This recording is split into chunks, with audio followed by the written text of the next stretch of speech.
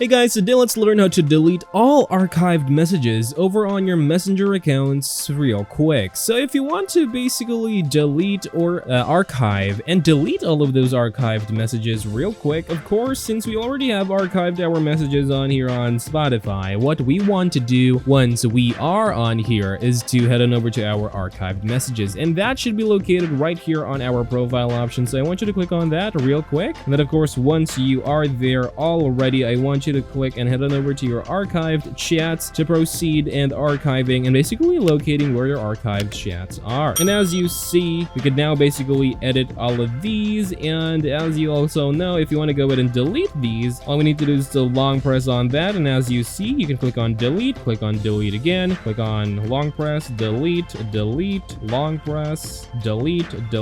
Let's do that again for another chat, long press, delete, and that's how you basically do that. If you want to go ahead and do that with all of these, you could also do that as well, and that's gonna allow you to basically delete all of your chats right here on your archive. And that's all for this video, guys. Thank you guys for watching this video. I'll see you guys in the next one.